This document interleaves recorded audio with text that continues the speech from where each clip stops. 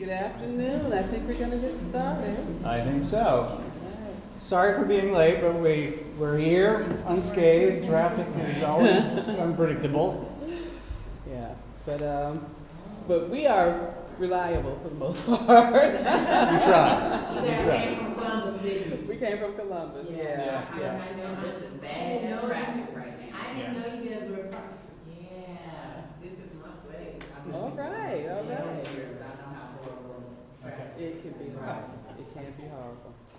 Well, I'm Chiquita Mullins-Lee, and this is my erstwhile colleague, Jim Szekacs, and we're here to represent the Ohio Arts Council and talk about some grant-making possibilities and also talk about what your ideas might be for projects that you want to get funded.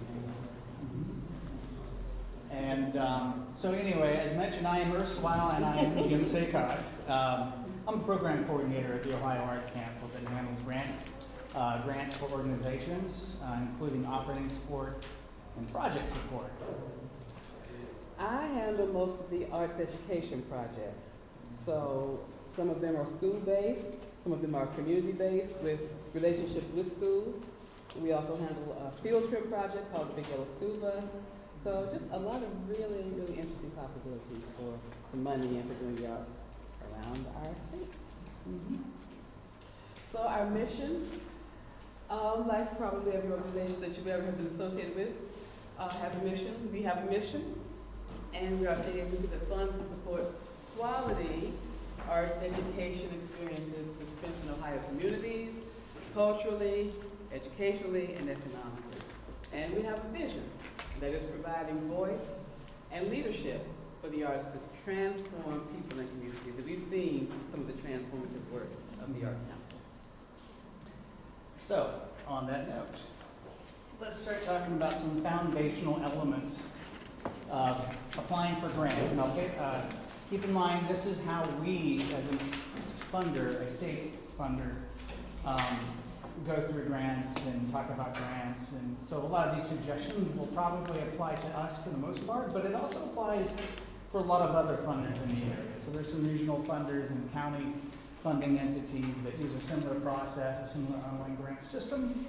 And we're going to talk about those foundations. So, first one is, once you find somebody who provides funding in the format of a grant, it's good to know the basic intention or the mission of the organization, which we just looked at, but specifically a purpose statement that's attached to the grant itself.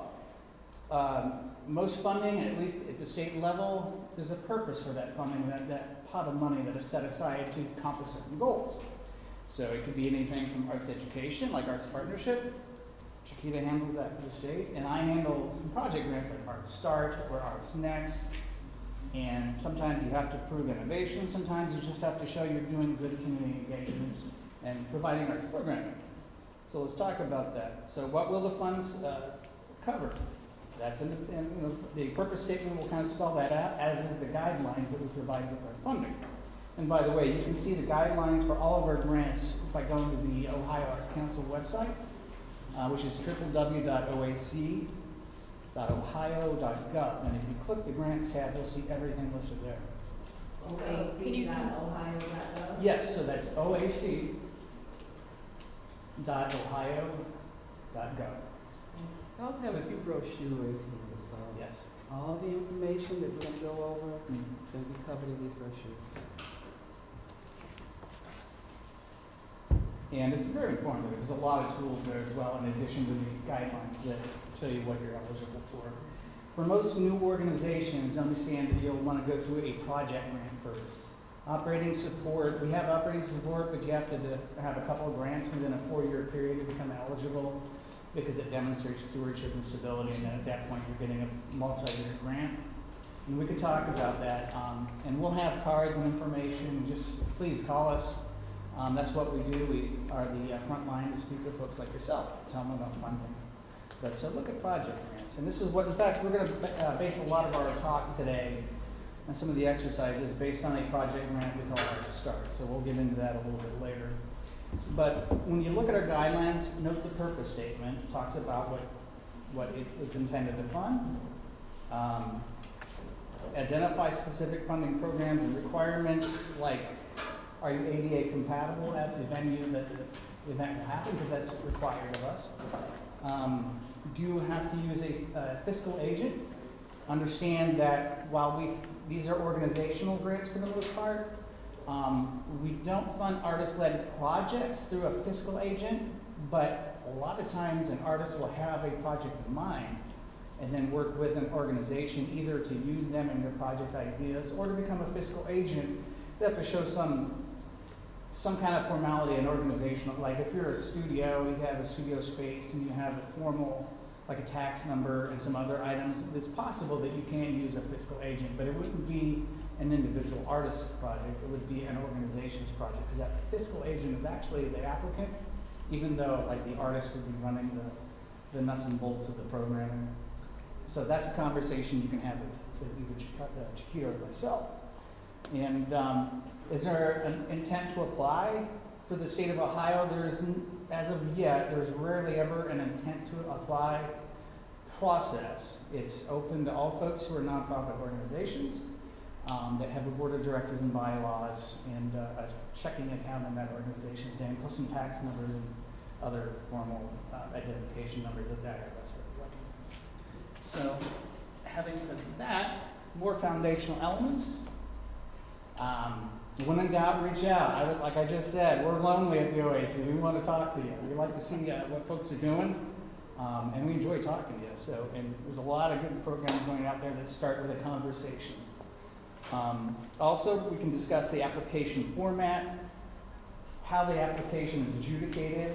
In our case, we use a peer panel. So it's folks like yourself who are artists and arts administrators. We'll sit in on the panel. We pay them a stipend to read your applications and to score it based on a very formal application scoring process. It's all public record, and of course, you can get examples sent to you if you request. We also have tools and resources on that grant page I mentioned earlier. So you can do everything from requesting a feedback request from us. You can also use a grant writing tip sheet that's located on that website. And so we have tools and elements, like a lot of other funders will have some tools for you to help you through the process. Let's get fiscal. That's my attempt at I think that's an old song. Olivia Newton-John or somebody? She just passed away, I should know that. All right. That's not fiscal, but you know. So yeah, let's ask, the other thing that's important to know as you're planning is that some funders do pay up front and don't require a final report. But as a state entity, and it's state tax dollars, we do a final report process. And in that case, it's a reimbursement grant unless you request a partial payment, and that's half of it up front, and then the final amount when you fill in a final report. The final report's kind of a stripped down version of the application. So it's a very similar tool. By the time you get to that, if you're recommending funding through a panel, you'll kind of have your sea legs about how to handle the system in the final report. And we'll talk about those. Did you say most or all of your grants are that way? Sorry? Did you say most or all of your grants are that Most way? of them. Yeah, there are some grants that pay up front, like T-shirts, Ohio, right? There's certain special organization grants. It really is not really on a case-by-case basis, but on a very specialized basis when it's paid up. And I think some individual artist grants that we won't delve into too deeply, but there are some individual, like the Excellence Awards. Yeah. It's a merit-based award based on what you submit for review by professional artists, and they pay you up front. You still submit a final report, but it's paid up front. But for the most part, all of them, not most of them. 98%. Yeah, I think so. And having said that, let's talk about the grant cycle. This is important because I think this trips a lot of folks up. We already did the fiscal thing. This trips a lot of folks up. You should always understand that there is a fiscal year that we are allocated funds from the state. For example, we're in fiscal year 23, so all of our funding was determined and spent through, most of it, through panel reviews this past winter. Our fiscal year starts on July 1, ends June 30. So we hold our reviews and meetings for most of them before that, and then they're notified of the funding in August, usually late July. And here's the timeline. So it's always a good idea to plan your proposals or have an idea, a kernel of an idea in mind. Come November, in fact, this coming November, we open up applications for fiscal year 24, which starts next July 1. It seems like a long time out, but it's really not. February, May, as the deadlines start rolling in, March and May, usually through May, you usually see panel reviews take place, which are open to the public. You can show up in person or listen online, we stream them, or we have in the past. And everybody, you can come. It's all open record. Sunshine Law covers this, and you can, of course, attend. It's great PD, too. You learn a lot about what other people are doing in the state and how they did it. And then July, it goes to our board of directors for the funding recommendations for approval. And then immediately, we will send that information to you through an email saying, hey, congratulations, you've been funded. And then you have to turn in a grant agreement, and then your project takes flight. And then at the end of the year, or the end date of your, if it's a single day event like a festival, it may not be the end of the year, it may be the date of the event. You have 30 days from that date to turn in a final report. So, and then of course, by the end of the fiscal year, we give you 30 days, so really it puts you at the end of July to turn in a final report. So it's kind of a snapshot of our timeline. So right now is good timing for the next set of deadlines. November 1, you'll see all these applications open up. And you can kind of take a look at what the format is and what we require to get you from A to B. Okay. Okay, so we're going to talk about developing the plan for your project and forming alliances. Basically, who are your people? So, when we talk about people, I'd like to know who's in the room with us. Do you represent organizations? Are you just individual artists? Not just, but are you also individual artists? Do you have specific projects in mind that you came here that you know you want to develop? So just kind of quickly, who are we? Let's just kind of quickly go around the room and say basically your name and if you have an organization that you represent. Hello, my name is Shanice Doherty-Chang, and I represent S. Doherty-Chang Designs. I create things in multiple different mediums, from fashion design to sculpture, painting, pastels, puppy clothing, and smoking accessories as well, and as well as metaphysical supplies. So I've developed into a couple of different things, as well as sand art for the kids. And want to expand more on the art side of things, so that I can, be more than just a one-woman crew. Okay. I'm Maria Norman. I'm a freelance writer and editor, and I was attending to learn about proposal writing. I'm Hadley Robeck. I'm an artist, a painter, and I'm developing that business. Okay. So this is definitely a skill I need to learn. I'm Taylor Johnson. I am the owner of Highest Healing. I should talk to you. Okay. I really focus on spreading wellness in underserved populations and corporations. So I'm about transforming culture and providing access and integration of holistic healing.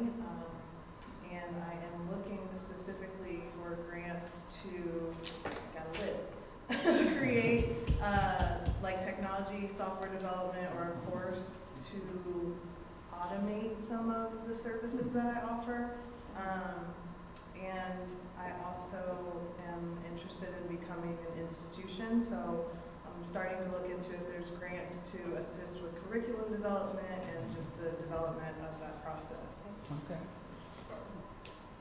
All right, let's go to this page. I am Audrey Logan. My business is Together We Can Go programs, and I write grants. So all of y'all that need the grant writing, I got one card left. Y'all can come take a picture.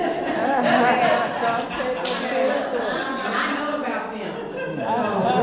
Hey, you saw my eyes got big. I was like, yeah. So here she is, y'all. Right. Love it, love it. Oh, girl. My name is Jamila Riggs. I am a writer and a poet, and I'm also the founder of All Healers. And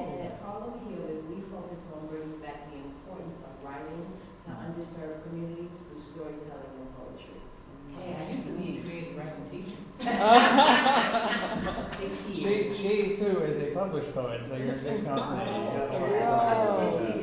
We're all connected. Very good, very good. My name is Andrea Hatcher. I'm a franchise owner of a food and beverage delivery services, very new. So we're looking for opportunities to receive grants for small business owners.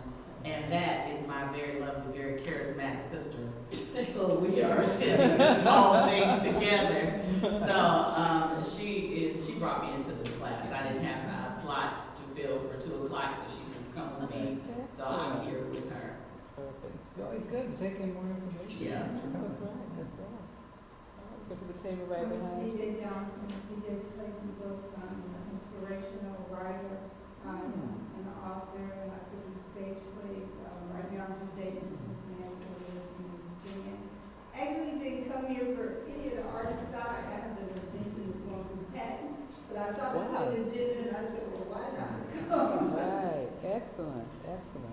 Great group. Yeah, I'm Buddy. I'm a graphic designer, advertiser, all that good stuff in that category, but also a part owner of a poetry production company called Metaphorically Speaking. We do kind of some annual shows here, as well as tour the country. So just really just something that we really want. Like a traveling poetry slam kind of thing? Or? So it kind of falls in the space of more of it's a variety show. Okay. So we have a panel discussion. We also have poetry. Mm-hmm. We also have like audience games that we do live. Wow, Ohio has talent. Okay. All right, next table over.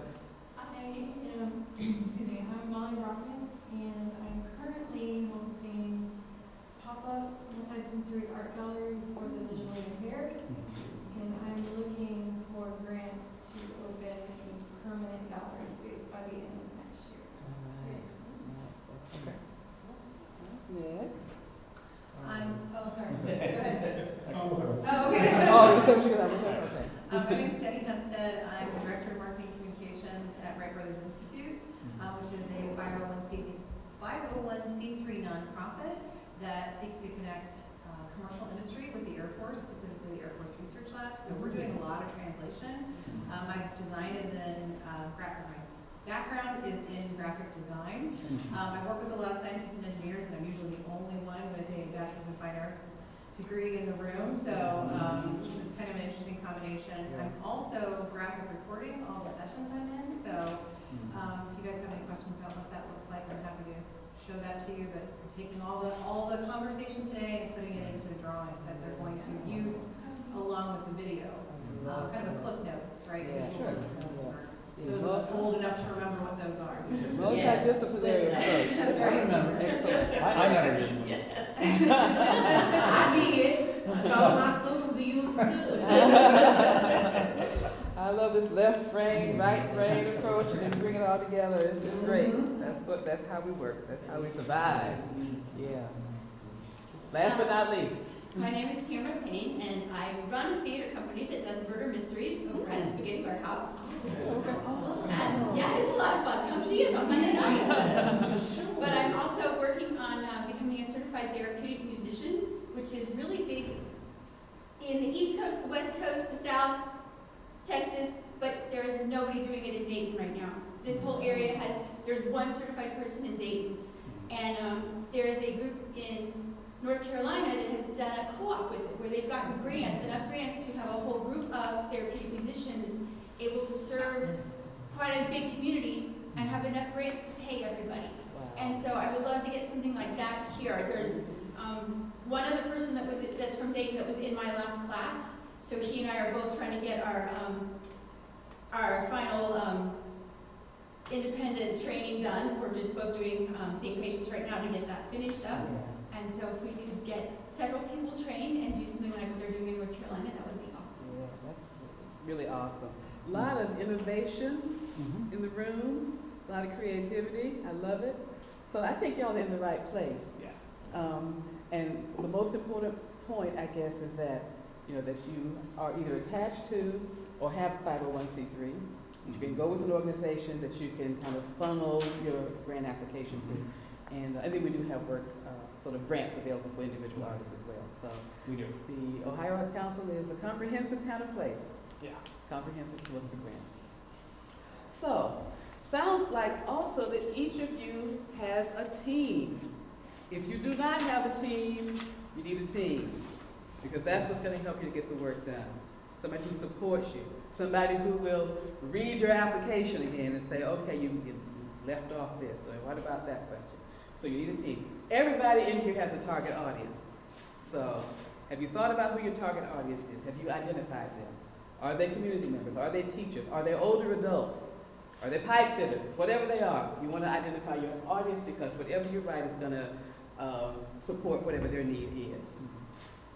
Getting on board with the board. Do you have a board of directors?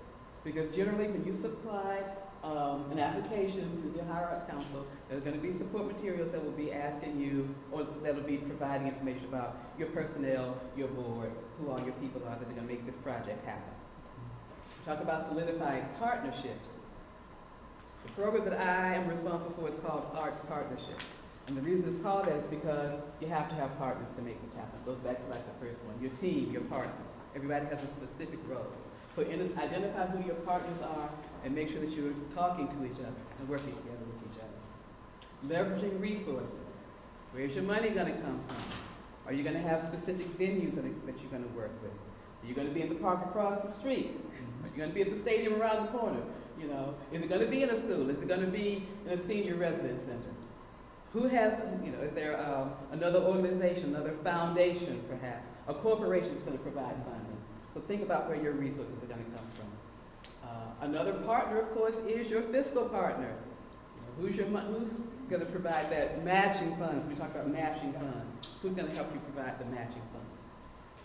And then, of course, you want to do sort of outreach to the folks in your different communities. And the individuals, the artists, got a lot of artists in here, of course, your educators, all your teachers, your students, the businesses that are going to support what you're trying to do, all those folks. So make sure you reach out to them, get them on board as part of your team. And then contingencies. We have been living a life of contingencies for the last 3 years, have we not? So whether it's weather, whether it's COVID, whether there's security issues, artist cancellations, visas, just, you know, look at all those things, consider all those things. Of course, you're not going to think of everything that could go wrong, but as many as possible. You know, sometimes we get hit by the Murphys, and it's like everything that could go wrong seems to go wrong. So think about, okay, what if this happens? How are we going to account for it? How are we going to work things out in advance? So think all those things through. It's going to come to in your proposal that is a very well thought out proposal. All right, the art of the summary. So, keep in mind that I know that's not the right way to spell right. It's in italics, so it's all forgiven when you do it in italics. So just saying. Yeah. Is that a pun for Grant? It's a pun. It's a pun. Yeah. He's famous for his puns. Yeah. Oh, it does that all the time. Okay, thank you for letting us know.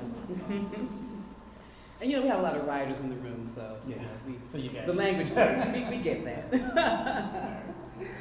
So, the summary, we all know what a summary is. Basically, you're just kind of telling us in brief, concise language what this project is. And you want to provide some detail, but not a whole lot. If you provide 4 or 5 really strong sentences to convey what you intend to do, that's going to look good to the review panel and to us as we review everything preliminarily before the review panel gets to it. So it's the idea of the elevator pitch. Everybody's heard of the elevator pitch? How many people have an elevator pitch? It's good to have an elevator pitch. Yep. We go from the first floor to the 3rd floor. Can you tell them what your project is about? 67. That's right. Hook them right away. But yes, it needs to be brief, concise, basically the journalism tenets. Who, what, when, where. Of course, why is going to be all written up in there too. And think about the panel that's going to be reviewing your application, because they're going to be reviewing a lot of applications. We got something like 86 arts partnership applications. 120 arts start last year. So we're not monsters, so we account for that. We have contingencies too. So yeah, so make it brief, so they're not reading, you know, a tome a day, you know, but make it concise, so that you capsulize what your project is about. And all of this sets the table for a great review. It's like, okay, this sticks out in my mind. They get a good statement, get a good summary, sounds interesting. I want to read the rest of this proposal, and that's what you want. Yeah. Okay. Now, so why don't you get ready for something? Because we're talking, but this is definitely going to be interactive. So this is setting you up. So, talk about the summary.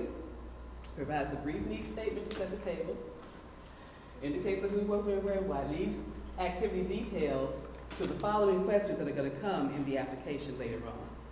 That will describe, you know, the activity details, the artist names, the demographic information, the use targeted, you know, further details on all the ancillary activities at the culmination of, say, in this case, a murals installation.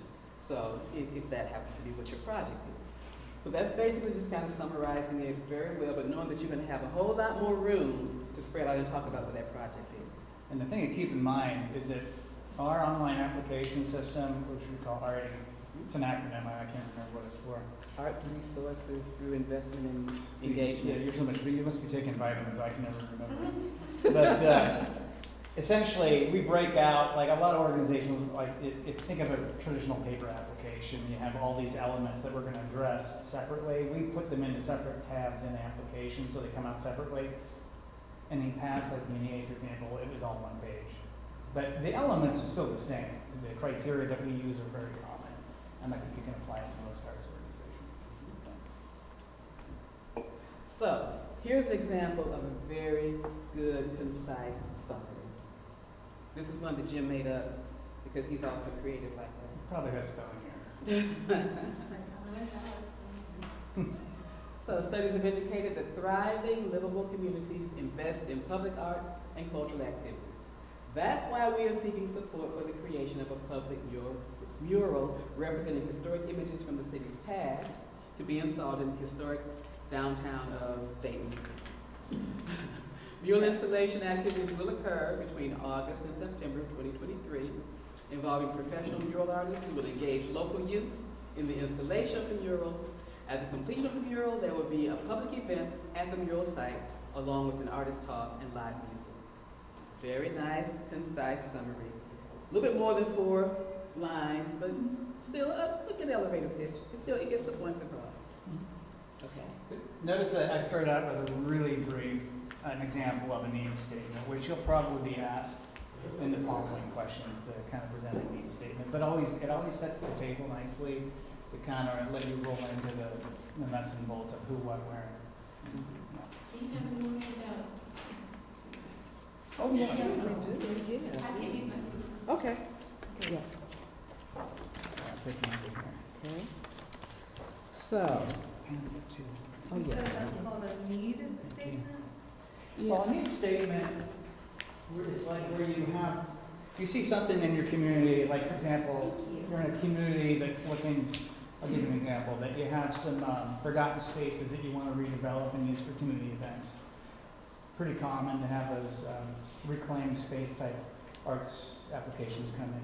Well, there's a need. You state that, on a blight index, we've done some research with other organizations that show this helps improve the community, economic foot traffic for local businesses, and so on and so on. That's like a needs statement. So you're seeing something that needs to be met, and you have a solution you would like to address with the proposal, the proposed activities that you're seeking funding for.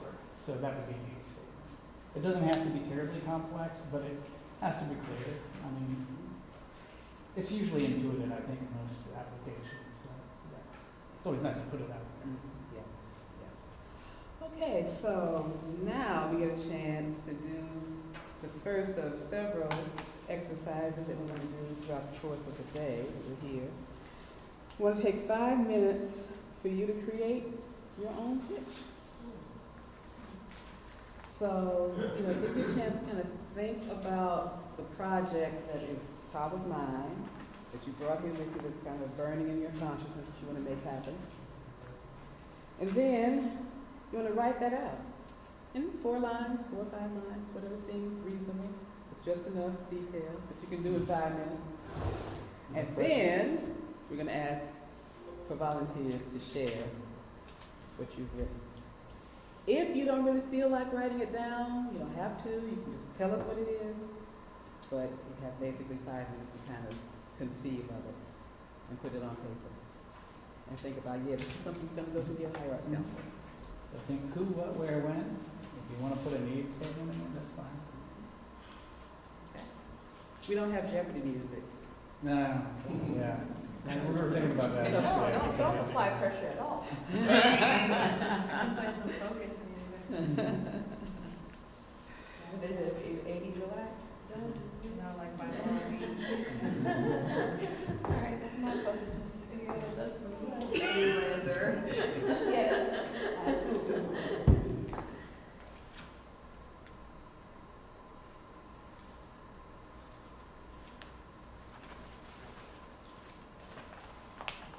If I could whistle, I would whistle the theme music. Should have brought your guitar. No, I could. I'm a recovering musician for all those who care.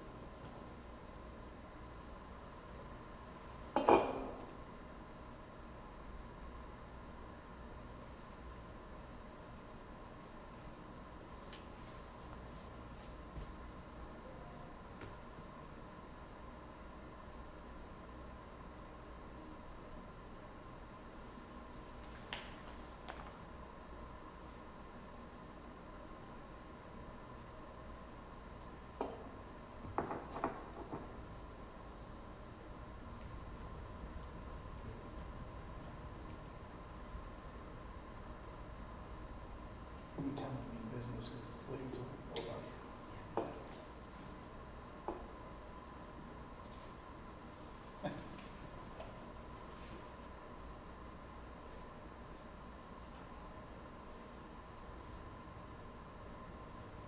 Can you go back to the slide before, the example one?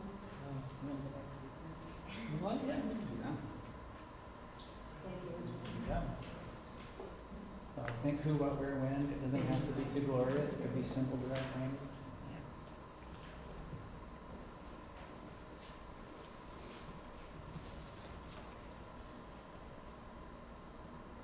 Keep in mind that punctuation, grammar, and style is not a criteria when we adjudicate applications. Just the clarity is all we're worried about.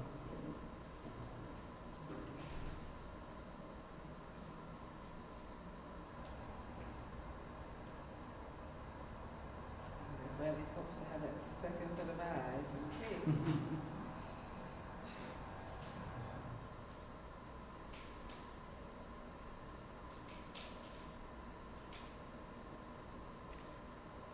It'll take about another minute or so.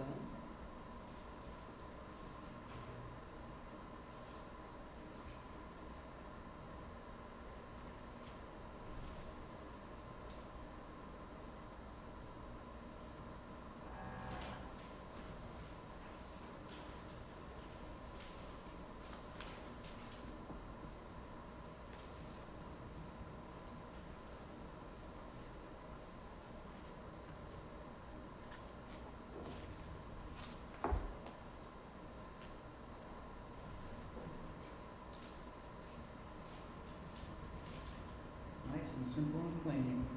Your panelists will adore you for it.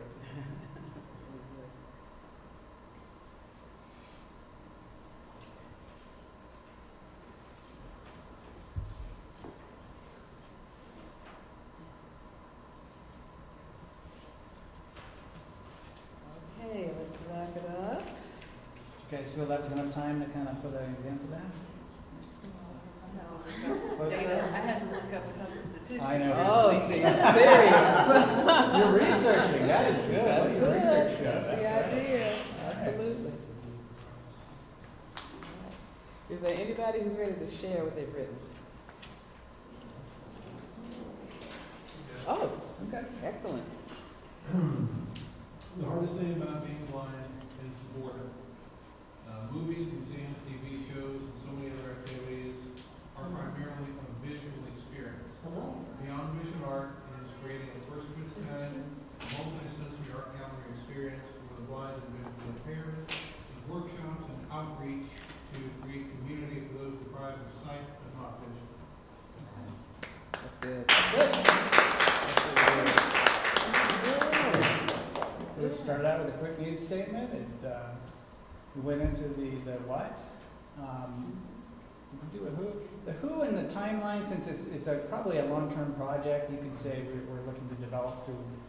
For us, as an Arts Council, the funds on a fiscal year, we usually, and that's great, by the way, and you can break this down later in other questions. Oftentimes, you don't see timelines in a summary, but if sometimes that broad summary helps them, let them know that it's coming up in the correct fiscal year. But I think that's good. That would have worked. That was very good. Thank you. Very good, yeah. We've talked about this a while. Yeah. Okay, it All shows. right. And it draws you in, it's like, oh, I want to know more about this. It sounds like, oh, that's fundable, it's interesting, it's needed. So you covered all those things. You really drew us in with that. It's a really good statement. Excellent. Anybody else? Yes. Mine's a little different because it's not asking for money. Is that okay? Okay. Because I think long term I'll probably want to do like shows for nonprofit places. So I didn't really know how to start it, but I said requesting to create an installation of 8 to 12 large scale paintings and gallery on date. Gallery exhibition will be from this date to this date. My work will bring people together in the community to bring joy with color and animals, since it's extremely popular. Okay. Yeah. Okay. Yeah, that's good. I think that was good. Yeah. Okay. Yeah, usually these applications come up with a question to have you talk about more of the details, like timeline, who the artists are, and your target audiences. But that's actually a pretty good summary. Okay. That would work. Yeah. Okay. And you say you're not asking for money, but we can see places where you would want to apply some money. Yeah. And every application will require a budget. So, you have a chance as you continue to write and flesh it out. You say, oh, yeah, I need some money for this. Or Yeah, for that's that. true. Yeah. Like yeah. framing or. That budget will tell that part of the story. I mean, because obviously Yeah. it's about money, but budgets are just a very specialized, numbers in general are specialized language, right? Yeah. It tells a story. So when you're writing narratives like this, you're going to make it align to budget. And the panelists, almost always, there's 2 or 3 folks that are sticklers on our panels for budget numbers and that sort of thing, and they'll like, oh yeah, this aligns, it just makes sense. We're going to hire artists, we're going to do some production equipment and materials, that it all aligns, right? So it's good. Any other before we move on to the next? Go ahead. All right, I feel like my thought process is disorganized, so bear with me. Oh, that's all right. I feel you. So, an adulting break with intention. Recharging retreat for adults, wooded cabins, relaxing near the water and painting, drawing, and sculpting, and using plein air aspects, connecting with life and nature over a weekend, needing support to expand. Basically, the idea is creating a place for adults to be adults, but in a childish way. Can I go now? That's right. You need a break from adulting like I did. Get overwhelmed, but having a place where you can also still create. Yeah, yeah. We'll be glad to know that we fund nature place arts activities quite a bit. A place called Territy's Arts Center near Marion. How you spell Territy's? Yeah. They were doing artist residencies. Local artists would come in and do painting and landscape, plein air type stuff, and then have interactions and talks with the visitors and do a culminating show to get the general public criteria met. So I like what you're doing. That's the thing right now. Yeah, it's so timely, so very timely. We all need that space to go someplace and absorb nature and be healed from all of the craziness around us. So love to see it. Very good. Shall we move on? Let us move on. Do you have time for one more? Oh, yes. sure, yes. Let's do it. I apologize for No, it's being okay. late. My name is Deborah Samuels, and I'm an award-winning grant writer. So I've been working with nonprofits to help them get the funding that they need. I started at the beginning as far as helping them get their 501c3, as well as writing wonderful awards. My most recent award was from the Northwest Dayton Partnership. And I was able to get my client, who's an in-home daycare facility, close to $50,000. And That's so, really just so you know, if any of the businesses here do anything with Northwest Dayton partnership in the northwest part of Dayton, they will have another funding side. That is wonderful. See, and this is good for networking It too. is. It is. Yeah, you know, share some resources right in this very room. Yes. Yeah. Okay. Thank you. Thank you. Okay. Can we take 2 seconds to explain what a 501c3 is? I'm a Google it anyway, Make but sure- I don't know what that It's your is. nonprofit certification. So to be a nonprofit business, you have to have that. It's a tax And in order designation. to write for grants or proposals, you have to be nonprofit, or can I be Well, for yeah. profit? I'm an LLC right Well, now, so we for profit right I now. can go over that real quick. It's Yeah.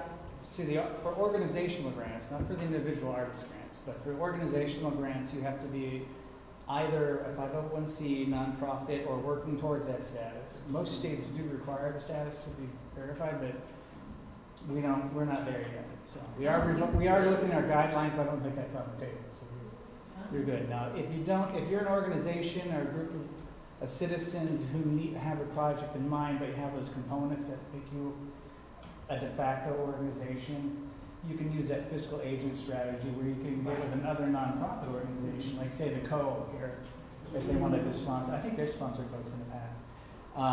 And draw up a document which would be required of the application saying that they're going to be a fiscal sponsor, this is their responsibilities, this is the responsibility of the artist organization or the group, and they are technically the applicant, and they get paid through their tax number. But they come to an arrangement with you on how they want to do with money at that point. So, and there's a draft. I can give you a checklist and or an example of a fiscal agent if you call the office sometime, and I'll just send you one. I usually do that. I already know. Okay. Yeah. So that's how that works. So if you're an individual artist and you're doing some work, just give us a call and we'll see if we can find a way to make that work for you. Okay, so we're still breaking it down. This is after the summary. You want to break down into the details of your project. So, and by that, the way we set it up in our panel process is it too is done online. They have a user interface, all of our panelists from across the state of all backgrounds and so on. We tell them, they go through a panelist training and we explain the scoring criteria, including a rubric. And each one of those bullet points you see there, it may vary from program to program, maybe only 2 bullets in some other programs, but we weight them differently. Those bullet points are worth 5 points each. And that's really the answer to your questions. If you don't answer a bullet point, you're leaving points on the table and money on the table. Because the higher your score, the more money you tend to get of your original request, is how it works with us. So say if you get a perfect score, well, we can't help but give you your full request. But if you're like at the cutoff at 40 points, you know, that 5-point bullet point, if you miss it, it makes a big difference in the funding outcomes. So anyway, so we set up criteria. The first criterion that we're going to talk about here eventually is going to be the quality of the arts experience and so on, which is this: artistic, cultural, and educational. It's an arts grant, right? So those are the obvious elements. We also, being a state agency, want to see community engagement at some level. It may vary in schools what that community engagement is or what the community is defined to be, but we want to see the engagement. Defining and measuring success. This one scares people, but it can be easy. We tell you, hey, how do you do your planning? How did you come up with the idea? Who was involved in that, the idea to do this project? And then we tell you, what are the goals of it? Just, I have a goal. We want people to attend. That's a laudable goal, and it's a very practical goal. Then you're going to tell us how you measure it. Well, we counted butts and seats, as they say. It could be something, it could be we want to see livability increase in our community. We want to see economic activity increase, and we're going to measure it by talking to our local business owners or something like that. It doesn't have to be difficult. It's not multivariate evaluation or anything. It can be real simple feedback, like off of a Facebook page or something too. So you talk about planning, set a goal like a pin, and you knock it down with your measurement. And then finally, resource and management. We just want to know where the match is coming from. If you're leveraging our funding or the other funding is leveraging the match from us, it's very common. It doesn't have to be confirmed at the time because it's still a proposal, but it's forward-looking. It can be confirmed, that's always lovely, and the panelists always marvel at that because these panelists are like you, they're folks looking for money with their organizations. We just don't put them in that panel that their organization's being evaluated. And it's also a great way for them to steal ideas from everybody else applying. So that's very good. It's good PD, it really is. Wow. That's happened. Yeah. So those are the 4 major criteria you follow up that summary with to kind of expand on what you mentioned in the elevator pitch. So, that having been said, well, let's talk about artistic, cultural, and educational. Under that criterion, we have 2 bullet points. In other programs, mind you, it could be 4, but that just tells you get 10 points sitting here. We want you to talk about how your project will result in artistic activities that are educational and have a cultural value, meet a need that's through the artistic project. Then we have you talk about who are the key artists involved, the administrators involved in administering the programming at ground level. Those 2 items will tell you what's going on, your value, how you're meeting a need, and then if the folks administering it, are qualified or up to the task in general. And that's how that will work. That being said, what do you say, Chiquita?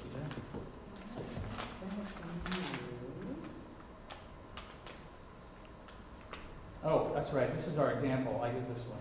Sorry about that. Okay, I'm giving you an example here. There's an organization in Columbus that we borrowed this from in a higher scoring Art Start application. So you're seeing an actual application right here. The organization is the Side Hustle Syndicate in Columbus. And this is how they address artistic value. They used a particular strategy. We bulleted out artistic value, cultural value, and then personnel. They literally gave it a header, artistic value, and some panelists like the old-fashioned narrative, flowing narrative, but a lot of them like the idea that you're giving them exactly what you're addressing, and it's a good strategy, it really is. They're talking about artistic value. For example, local illustrators are underrepresented in galleries despite the popularity of the genre. A sizable population of accomplished professional local illustrators exists, etc. So that's a needs statement. They're setting you up with a needs statement.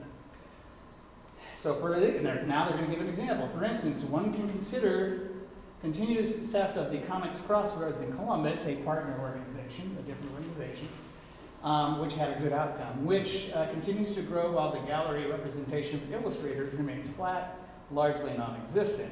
So already you're going to see where they're trying to point to helping to nurture artists in this genre, to help get them, they're answering a need. They're seeing a hole, they're trying to fill the need. So the Side Hustle gallery season will give 6 local emerging illustrators an opportunity to better present their work, sell, and establish a more appropriate legitimacy to the medium.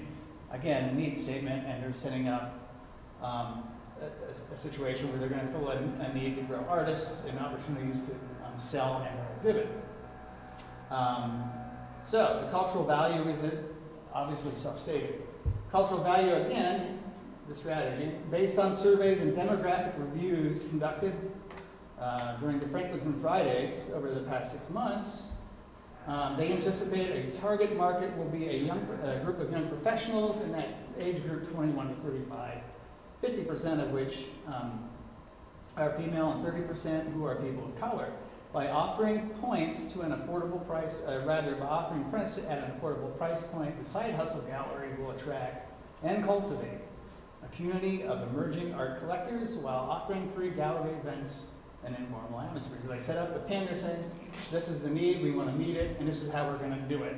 So they've talked about artistic and cultural value, they stated a need, and the only thing you don't see here is the qualifications of the artist, because we're just focusing on that first bullet.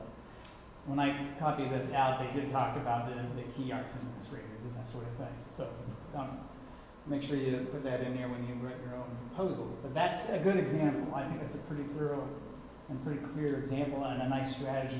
Here's the bullet point you asked for, right? So, okay. And we have one more example from an organization right here in Dayton. And as I go through this, because the next thing is going to be a chance for you to do some writing again on your own. So you can think about the different points that this example makes as you're thinking about your own writing, which you're going to do in a couple of minutes. So the organization is WYSO. They have a program called Dayton Youth Radio. And yes, really successful project. I think they've got funding for at least the last 5 or 6 years. So here is the way they describe their artistic, cultural, and educational value. Teens are constantly sharing their lives on social media, in snaps, TikToks, chats, and emoji-filled texts. It's how digital natives engage with the world. Dayton Youth Radio gives teens a productive, safe way to share their stories with each other and the community, while giving them technology and communication skills that increase self-awareness, build self-confidence, and enhance the academic and life lessons they're already learning. Dayton Youth Radio teaches high school students how to create and produce multi-layered radio documentaries about their lives. Class focuses on creative and technical skills that apply to their many school districts, and even school subjects, and even social studies, like a particular story, Black Enough. This is one of the stories that the students did, Black Enough, in which a Dayton Youth Radio student discusses the baggage that comes with being a middle-class, well-educated person of color at a private school. So looking at breaking some stereotypes. But you can see the artistic value of this application in that they're dealing with storytelling. They're producing work. They're using their creativity to produce work. They're dealing with the cultural aspect of it, talking about this particular culture, Black culture here. And it's educational because it's what they're learning how to do. So it covers all of these things. It has value. It values all of these in this criteria. It really describes it very well what they intend to do. So I'm going to take another 5 minutes and see if you can write a statement, a case statement for artistic, cultural, and educational value. It can be as detailed or less as the ones that we just presented. But how do you describe the value, artistically, educationally, and culturally, of your project?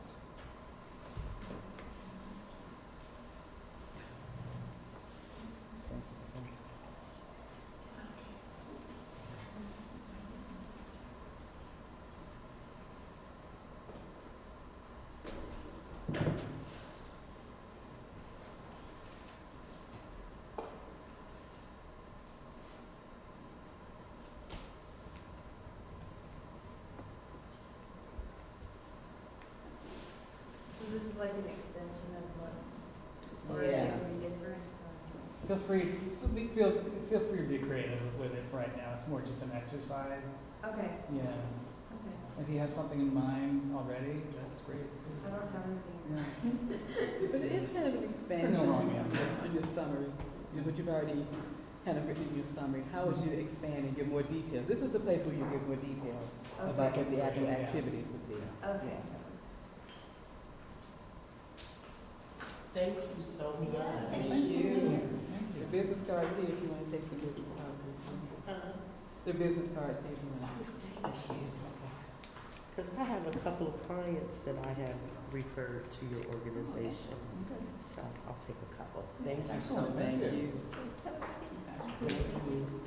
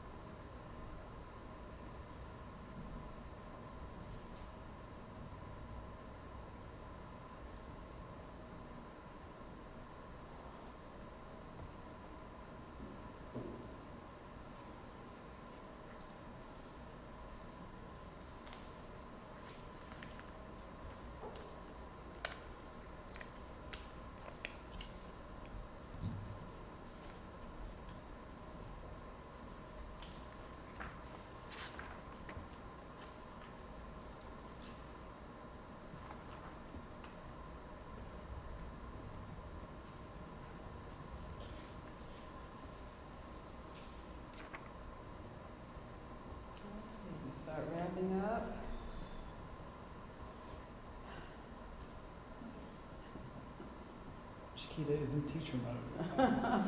She's a former resident artist. That's awesome. I'm so grateful for grant writers because every time I like try to put the things, it just like sucks all the life out of what I, you know what I mean? Like I can talk to you about it, but as soon as I try to start putting it in sentences, I just like lose it. I felt that way about trying to digitize it onto my computer. Yeah. I can write down everything. I keep a lot of books, but the second I'm like, all right, so we're gonna go ahead and try it. And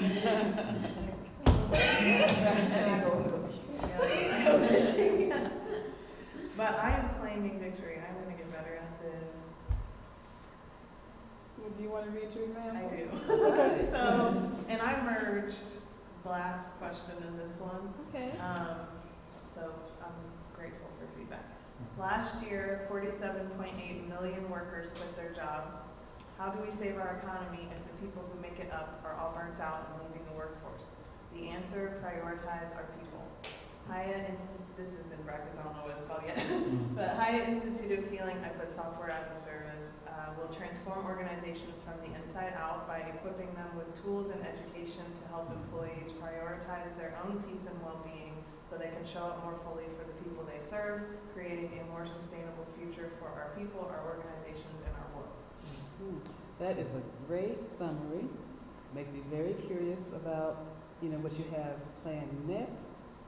What I would want to know more about, even in that part of the application, is where is the art?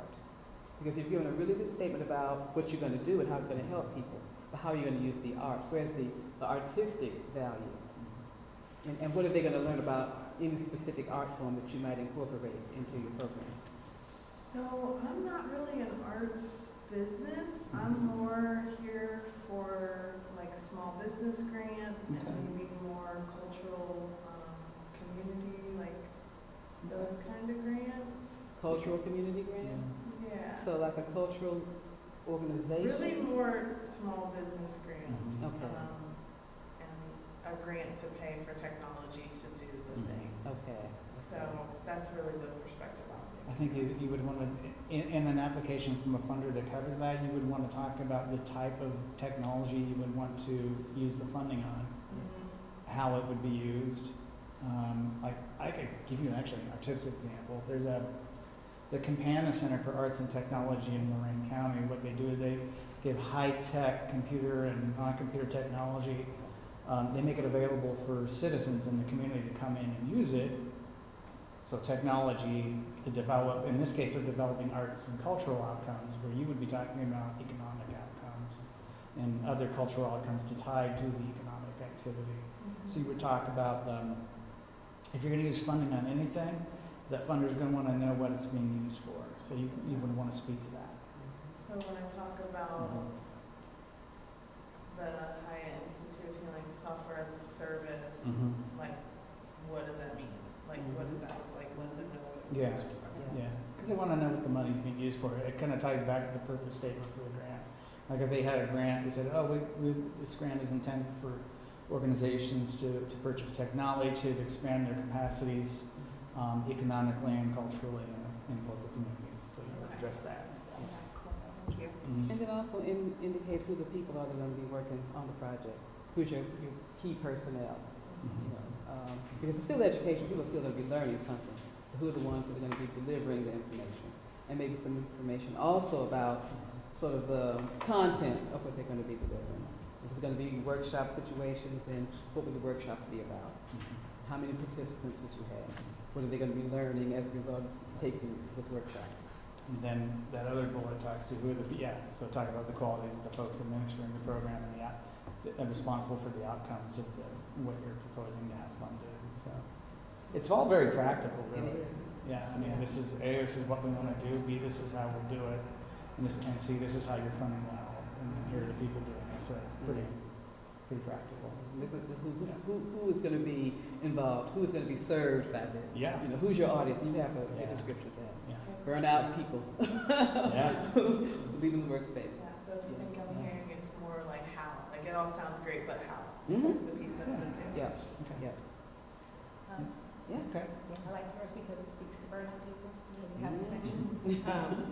So I want to go ahead and address mine because mine does follow up from the last question as well, and does tie to my target audience being people who are burnt out, especially artists. So what I would be essentially doing is, just read what I wrote. It says, lessens the stress from adulting and gives a free space physically to expand mental ease and to ease depression while with the art and nature and providing tools, i.e. fishing and meditation, self-prioritization breaks with an intent on connecting with nature and self, leading to happier mind frames and more connections to the environment and to self. Qualifications would be under multimedia artists and teachers, meditation leads, nature specialists, poison ivy lead person would be helpful. And intent would be providing access to multimedia in a relaxing place, practicing plein air. Oh, okay.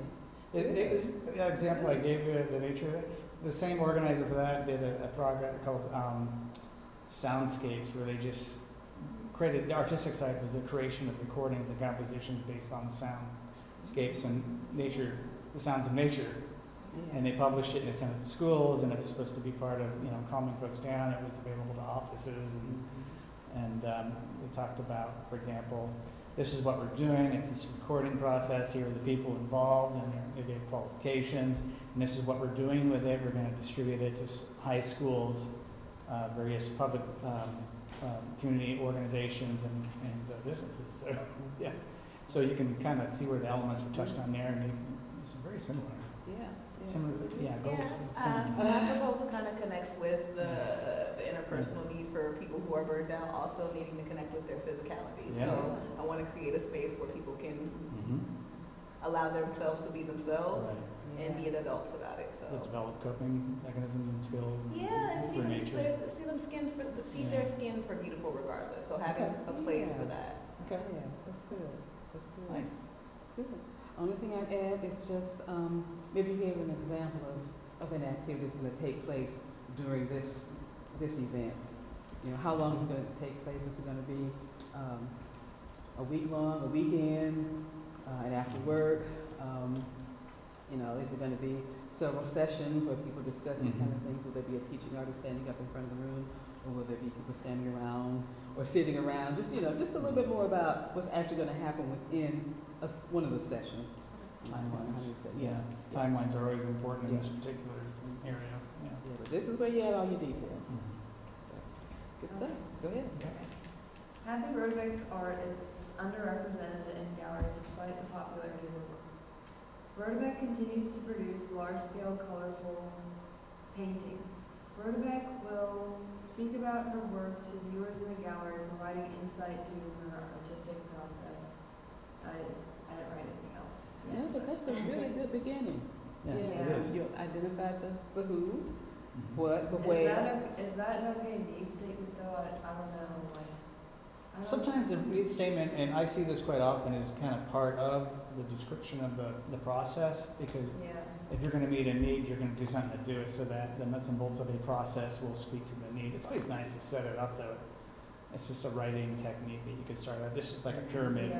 We want to make thrivable communities of visual art in public places, and then they break it down, expand it out with the pyramid kind of thing. That's like a journalism technique or something. She's a formal journalist too. She's done everything. I don't know why she hangs out with me. She's too cool.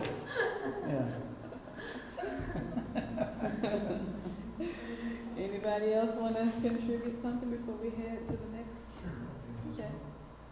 I can read my own handwriting. Blind artists are underrepresented in the art community, and blind patrons of the arts have few options to experience art that is non-visual. Our research has shown that no permanent gallery for multi-sensory art and visually impaired artists currently exists. We will be creating a permanent space with workshops and community outreach. Our curator completely lost her sight as an adult, and his brother options for artistic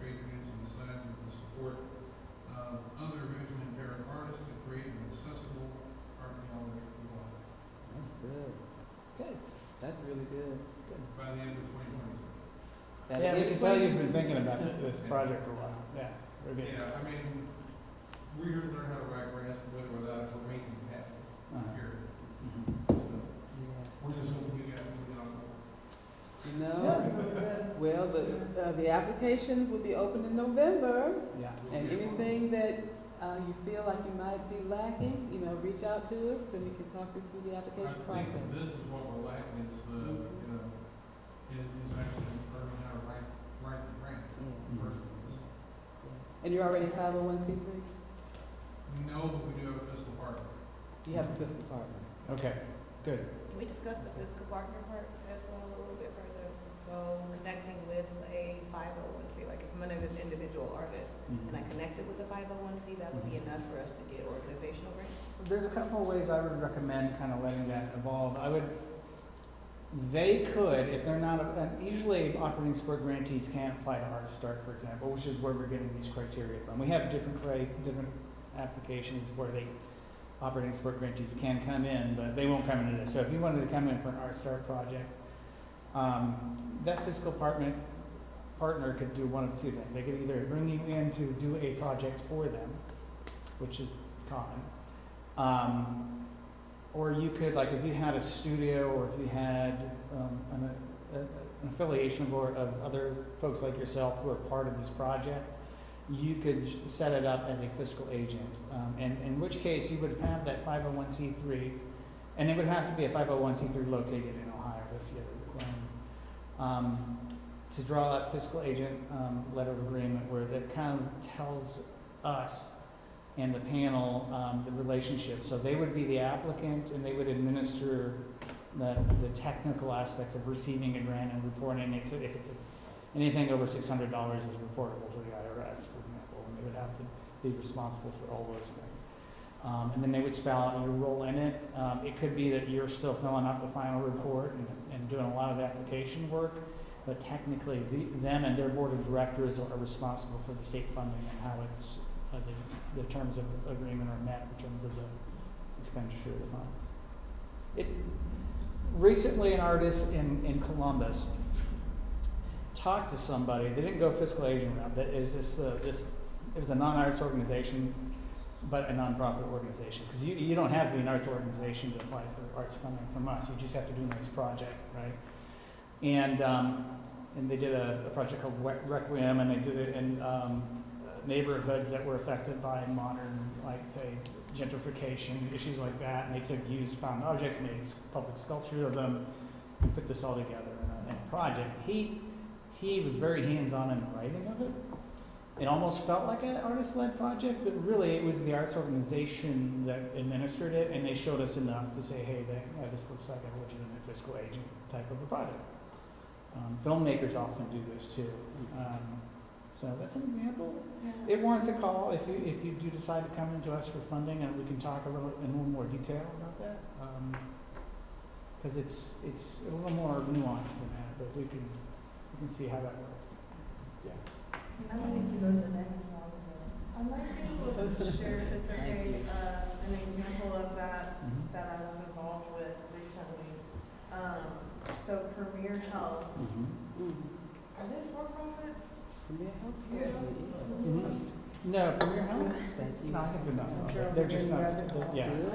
Okay, well, I don't know exactly what the things that happened were, but I know Premier Health partnered with CultureWorks. Do you guys know CultureWorks? Yeah. Which is a nonprofit that like helps support all things. So Premier Health got a grant to pay for arts and wellness practitioners to come into the workplace to offer services to their employees. So I'm getting paid to come and do yoga and mindfulness through this grant. Yeah. Right? So maybe that kind of helps you understand. You know what? I think you're right. They are for profit. That's probably I think Premier is for profit and CultureWorks maybe got a grant to use for that. So they're doing like a pilot program. Yeah. So that was a way, now I'm thinking full circle, that if I wanted to apply for more arts grants, I could offer to bring in like arts and wellness practitioners into the workplace, right? That would tie the arts and Well, we do arts and wellness projects. We fund a lot of those, so they come in quite often. It's not out of the realm of Absolutely. And that's a perfect partnership, you know, Premier, Yeah. something like Premier Health. On my end, So it's Culture Works And would be Culture the Works, fiscal yeah. agent Alright. for Premier, which is for profit. So is there any way to organize it where, because the idea would be primarily my idea, I don't necessarily want to hand over my idea to a 501c3. Yeah. Or have to necessarily create an entire one for this particular. Like another example is the collective, like the wellness collective, like all these wellness practitioners that have been, what am I trying to say, bringing together. We partnered with a nonprofit because we're not a nonprofit yet to just be the fiscal agent, like somebody we trust who's in the collective, who's going to sign their name as the fiscal agent, but everything else is the collective. Does that make sense? Because Yeah. again, the key here is that we fund nonprofit organizations or do arts programming, whether they're an arts organization or not, or doing programming that has nonprofit intent. So since they're Art Start and Arts Next and a couple other grants are organizational grants, the entity who's technically applying has to be an organization. It could be that there are some, I think Culture Works has them, but there's some organizations that have artist-driven project grant funding. We used to have one a long time ago, but it phased out probably a decade ago. It's still worth a conversation. When in doubt, just give either one of us a call and we'll kind of get into the weeds with it, with you on that.